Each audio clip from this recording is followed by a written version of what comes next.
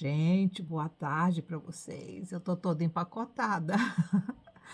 Gente, mas tá frio hoje. Sabe o que que é? Até que não tá tão frio, com relação à temperatura, porque tá tendo um pouquinho de sol por entre as nuvens, né. Faz sol, aí vem as nuvens, sabe aquele dia que tá bem nublado, mas as nuvens são mais claras, então o sol consegue passar? Então, mas o vento, gente, desde ontem começou por volta de 7 horas da noite, seis para 7 horas da noite, e tá até agora. Tem mais de quase 24 horas desse vento violento, mas é muito mesmo, sabe. Um vento muito forte. Segundo a meteorologia, está a 45 quilômetros por hora, né, quer dizer, um vento bem, né, considerado bem grande. E aí esfria. Então, apesar da temperatura estar uns 6 graus hoje, a gente está sentindo como se fosse 2, 1, sabe, por causa do frio, por causa do vento. Esse vento está vindo do leste, está vindo do leste esse vento, está vindo de lá para cá, do leste. Então, tá bem difícil, a minha mão tá gelada aqui. Tô com tô coberta aqui nas pernas, coberta no corpo, para ver se dá. Ainda lavei o cabelo hoje, aí ficou se sentindo ainda mais frio, né. Por isso que eu tô assim com ele meio solto, para ele poder enxugar bem. Então, gente, vamos estudar o capítulo, 11. Capítulo 11 do livro de Jeremias. Esse capítulo tem por título A Aliança Quebrada. Israel quebrou a aliança. Pois é. Qual que era o símbolo da aliança de Deus com Israel? Havia alguns símbolos da aliança de Deus com Israel, não era só um. A Arca da Aliança era a principal, né? Era a mais, assim, que ficava inclusive no Santo dos Santos e tinha toda uma ritualística para carregar ela, para trabalhar com ela. Só o sumo sacerdote podia mexer nessa arca. E ela simbolizava a aliança entre Deus e Israel. Também havia a circuncisão, que foi a primeira aliança que o Senhor deu a Abraão, a circuncisão. Mas quando Deus deu a circuncisão da carne, do prepúcio da carne do homem, era um símbolo da circuncisão espiritual que deveria haver entre Israel e o Eterno. Era simplesmente porque o povo precisava de alguma coisa física para lembrá-los de que eles eram de uma estirpe separada para um ministério específico. Era uma marca física para que eles sempre lembrassem de que eles eram uma nação separada. Então, era um símbolo da aliança entre o Eterno e o varão israelita. Havia outros símbolos menores, como as tifanias, aquelas coisas que eles têm pendurada, né? Aquele cinto que eles usam do lado e tudo, né? Que isso aí já foi Moisés que trouxe, não foi Deus através de Abraão. As duas únicas, bom, não sei se eu poderia dizer isso, mas no meu entendimento, as duas mais sérias seriam a circuncisão e a Arca da Aliança. E as outras seriam mais assim, porque não é todo homem judeu que usa esses tiflins no corpo, né? Não são todos, ainda tem aquele outro que amarra aquele negócio assim no braço, depois chega aqui, né, põe na testa. Tem algumas outras coisas que já vieram depois, como um sinal de obediência, né, à aliança do Eterno. Todas essas alianças foram quebradas. Algumas foram quebradas durante um período, como a da circuncisão, quando a Grécia invadiu, quando a Grécia dominou, teve o Império Grego, eles, durante um tempo, eles proibiram a circuncisão, tá? Isso aconteceu antes da vinda de Cristo, eles proibiram a circuncisão. Por isso que houve a revolta dos Macabeus. E depois Roma, depois da destruição de Roma, depois da destruição do templo e tudo, da segunda destruição do templo, Roma também proibiu a circuncisão entre os que permaneceram na terra, em Jerusalém e na Judéia. Roma também proibiu naquela época, depois dos anos 70, já na nossa era, né? Já na nossa era, na era cristã. Roma proibiu também a circuncisão, proibiu eles entrarem no templo, proibiu eles fazerem, irem lá no templo, não, nas ruínas do templo, né? Só tinha um dia que o judeu poderia entrar, que eles permitiam a entrada de judeus lá no muro, que era o dia de Yom Kippur, o dia do arrependimento, né? Era o único dia que Roma permitia. Isso durou muito tempo, gente, muito tempo. E quem quebrasse essa ordenança de Roma era morto. Pois é. Então, algumas foram quebradas. E aqui a maior que foi quebrada foi o sumiço da aliança. Que o Senhor disse que no final do tempo ela não existiria e nem viria à memória do povo. Como hoje ninguém pensa em reconstruir uma outra arca, porque aquela arca era única. Era única. Então, a arca nunca vai ser reconstruída. E o profeta disse isso também, né? Uma das suas profecias. Foi o último profeta que nós estudamos, né? E ele disse que a arca não seria reconstruída, porque hoje a arca da aliança não é humana. A arca da aliança é o sumo sacerdote chamado Yoshua. Então vamos para o capítulo 11 do livro do profeta Jeremias. A aliança é quebrada. Palavra que veio a Jeremias da parte do Senhor. Ouve as palavras desta aliança e fala aos homens de Judá e aos habitantes de Jerusalém. Dize-lhes, assim diz o Senhor, o Deus de Israel, maldito o homem que não obedecer às palavras desta aliança.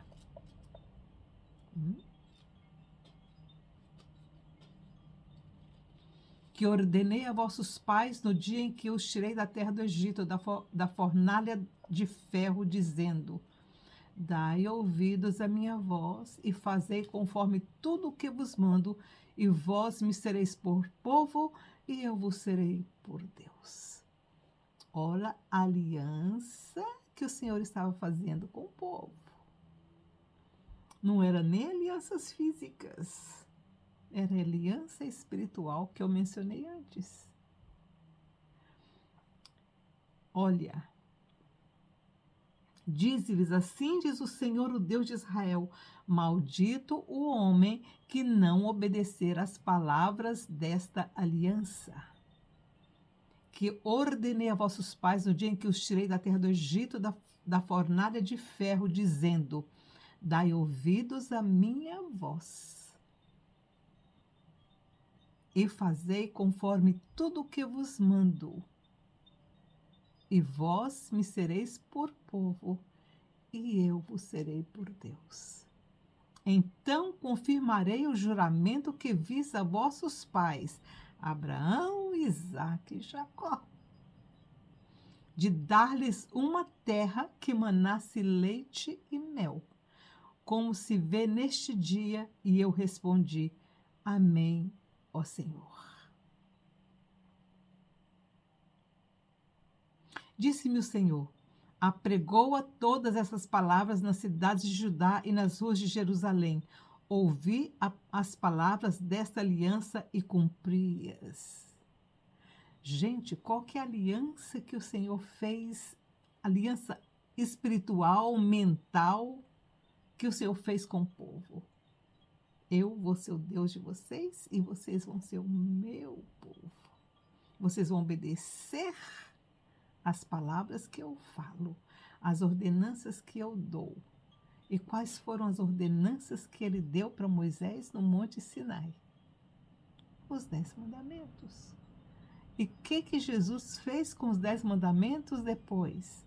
Ele resumiu todos eles em 2. Amarás o Senhor teu Deus de todo o teu coração e ao teu próximo como a ti mesmo. E ele disse tudo, toda a lei engloba nesses 2. Disse-me o Senhor, apregoa todas essas palavras nas cidades de Judá e nas ruas de Jerusalém. Ouvi as palavras desta aliança e cumpri-as. Desde o dia em que tirei do Egito os vossos pais, até hoje eu os tenho advertido constantemente. Dai ouvidos à minha voz. É a única coisa que o Senhor está pedindo. Me ouve, me ouve. Mas não ouviram, nem inclinaram os seus ouvidos. Antes andaram cada um conforme o propósito do seu coração maligno. Pelo que trouxe sobre eles todas as palavras desta aliança, a qual lhes mandei que cumprissem, mas não cumpriram.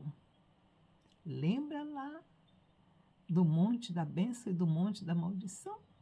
Pois é. Então disse-me o Senhor, uma conspiração se achou entre os homens de Judá, entre os habitantes de Jerusalém. O Senhor que sonda todos os corações, estava sondando o coração de todo o povo, e ele disse para o profeta, uma conspiração se achou entre eles. Tornaram as maldades de seus primeiros pais, que recusaram ouvir as minhas palavras, andaram após deuses estranhos para os servir. A casa de Israel e a casa de Judá quebraram a minha aliança que fiz com seus pais. Aqui o Senhor está incluindo Israel, que já havia sido dizimado, que já havia sido espalhado pela terra, as 10 tribos que já tinham sido deportadas. O Senhor estava mencionando aqui através de Jeremias, gente, muito tempo depois, uns 50 anos depois. Portanto, assim diz o Senhor, trarei mal sobre eles, do qual não poderão escapar, embora clamem a mim, eu não os ouvirei. Gente, eu acho que não tem situação mais triste para um ser humano pedir a compaixão e a misericórdia do Eterno e ele não ouvir. Você imagina uma situação pior que essa? Eu não.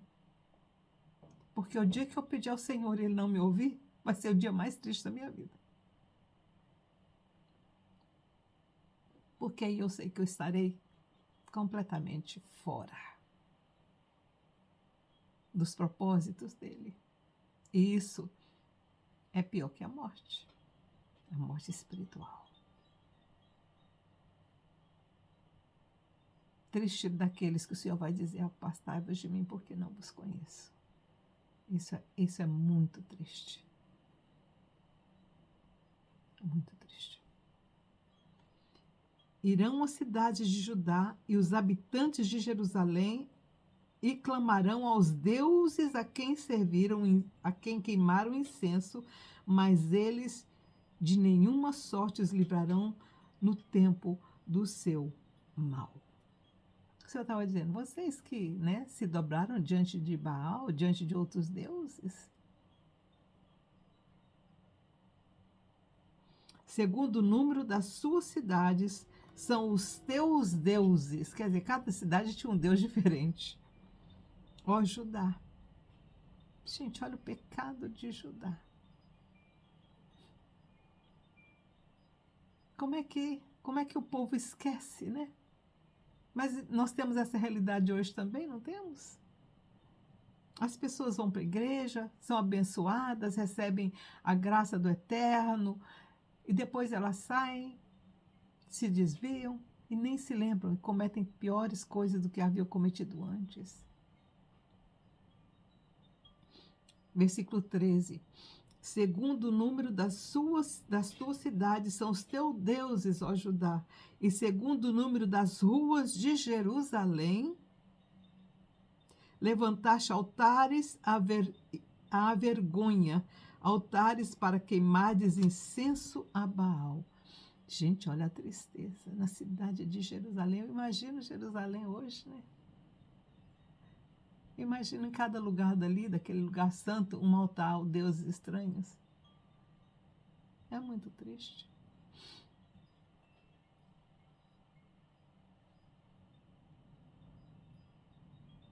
Gente, para um judeu hoje deve ser muito difícil andar por Jerusalém e ver algumas estátuas lá.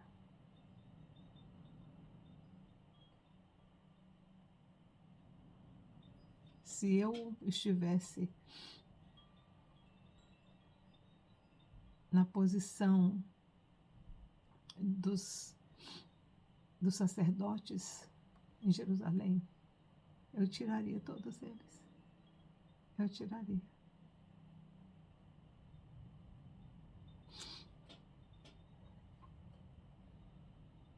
Porque aqui o Senhor está dizendo: segundo o número das tuas cidades são os teus deuses, ó Judá, e segundo o número das ruas de Jerusalém, levantastes altares à vergonha, altares para queimardes incenso a Baal. Portanto, versículo 14, portanto, não ores por este povo, nem levantes por eles clamor, nem oração, porque não os ouvirei no tempo em que clamarem a mim por causa do seu mal. Olha que tristeza. Olha que tristeza. Versículo 15. Que direito tem a minha amada na minha casa, visto que muitos nela têm cometido grande abominação?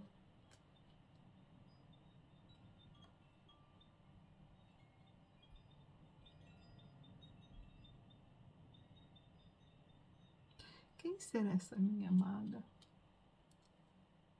Quem será essa minha amada? Na cidade de Jerusalém?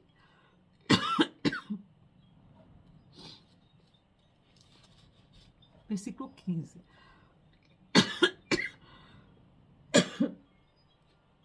Eu não trouxe a minha água.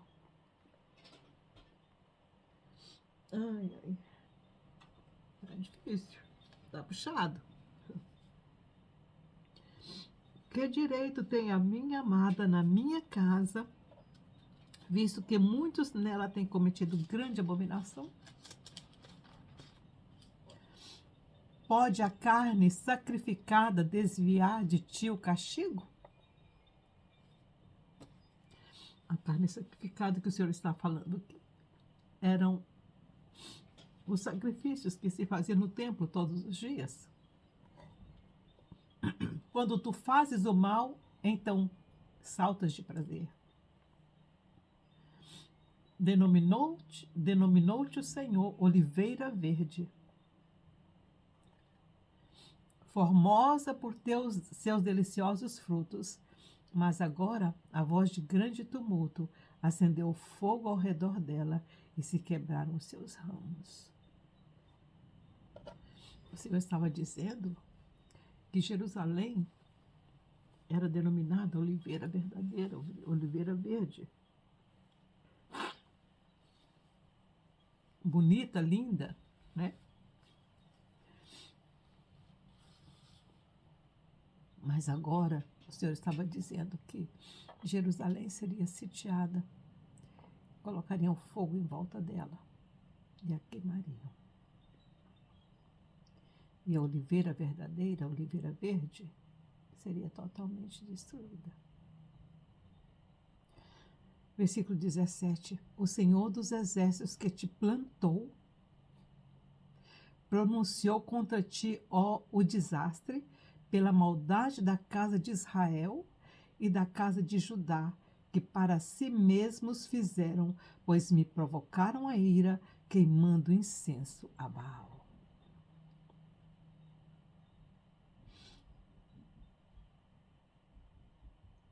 Eu aconselharia vocês a estudarem sobre esse Deus, Baal. Era um Deus bem cruel, que exigia sacrifícios. Tinham outros deuses também, tanto é que o profeta está falando que cada rua da cidade de Jerusalém tinha um altar para um deus. Então eles eram muito. Tinha o Astote, né? Astarote, tinha os deuses gregos, né?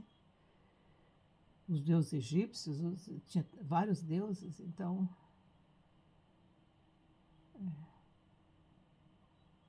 não é o Senhor que disse que para cada cidade tinha um Deus diferente. Versículo 18. Porque o Senhor me fez saber a sua conspiração, eu o soube, pois nesse dia me fez ver as suas ações. O profeta está dizendo, conspiração contra Jeremias. O profeta está dizendo que o Senhor, lembra que o Senhor falou lá atrás que o povo estava conspirando? Pois é. A conspiração era contra o profeta. Porque o profeta estava falando, anunciando, estava dizendo para o povo o que estava acontecendo, o que os sacerdotes estavam fazendo. E, por certo, os sacerdotes não estavam gostando daquilo, né? Aí vem o versículo 18. Porque o Senhor me fez saber a sua conspiração. Eu o soube, pois nesse dia me fez ver as suas ações. O Senhor mostrou para o profeta. Olha o que eles vão fazer com você. Eu era como um manso cordeiro que levam à matança. Não sabia que tramavam projetos contra mim, dizendo: destruamos a árvore com seu fruto. Cortemo-lo da terra dos viventes, para que não haja mais memória do seu nome. Mas, ó Senhor dos exércitos, que julgas com retidão, que provas a mente e o coração, veja eu a tua vingança sobre eles, pois a ti descobri a minha causa. O profeta não foi chorar no pé de ninguém, não. Ele foi chorar no pé do Senhor. Senhor, você está vendo o que eles estão falando? Você está vendo a conspiração deles contra mim? Vai lá, Senhor, faz justiça. Portanto, assim diz o Senhor, acerca dos homens de Anatote, que procuram a tua morte, e dizem, não profetizes no nome do Senhor, para que não morras às nossas mãos. Portanto, assim diz o Senhor dos Exércitos, eu os punirei. Os jovens morrerão à espada, e os seus filhos e as suas filhas morrerão de fome. Não ficará neles nenhum resto, porque farei vir o mal sobre os homens de Anatote no ano do seu castigo. O Senhor nem prometeu o dia nem nada, falou no ano. O profeta ainda passa um tempo profetizando para Anatote. Anatote era um território, uma cidadezinha, um vilarejo, um lugar.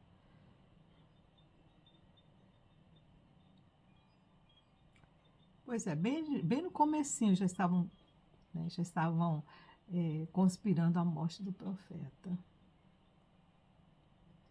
É muito difícil você ser um profeta e falar a verdade, é muito difícil.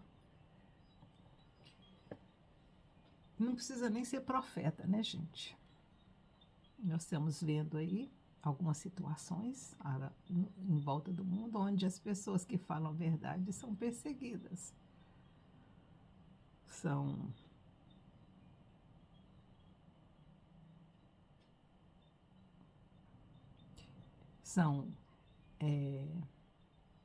enjauladas, presas, por falar a verdade. Então, falar a verdade não é só para um profeta que é difícil, não. É para qualquer pessoa que fala a verdade e toca na ferida de quem está provocando, quem está fazendo as coisas más. Aí elas se doem, né? E, e tentam calar quem está mostrando a verdade. Isso é mais antigo do que a gente possa imaginar. Tentaram calar o profeta Jeremias. Mas mesmo, e ele era novinho aqui ainda, gente, ele ainda estava no começo do ministério dele. Jerusalém ainda estava em pé, ainda não havia sido destruída. E já estavam planejando a morte do profeta. Mas o Senhor o livra de várias formas durante o ministério dele. Ele morreu, mas não pela mão desse povo. Ele morreu pela mão de Nabucodonosor mesmo. Então, gente, esse foi o capítulo 11 do livro do profeta Jeremias. E a partir de agora nós vamos começar a ver muita perseguição na vida desse profeta. Essa foi a primeira vez, né, em que ele é ameaçado de morte pelo povo de Anatote. Eu vou pesquisar um pouquinho sobre esse lugar e amanhã eu trago mais algumas novidades para vocês, tá bom? Fiquem com Deus, eu vou me aquecer um pouquinho mais, que minha mão ainda está muito fria, mas tenham um bom dia aí no Brasil, né? Ontem foi lindo, maravilhoso, eu gostei muito, achei muito bonito. E até o Elon Musk, do X, publicou, né, na página, na página dele no X sobre a manifestação ontem no Brasil. Tá ficando cada dia mais difícil, viu? Desse povo enganar o resto do mundo. Tchau, tchau. Tenham uma boa tarde.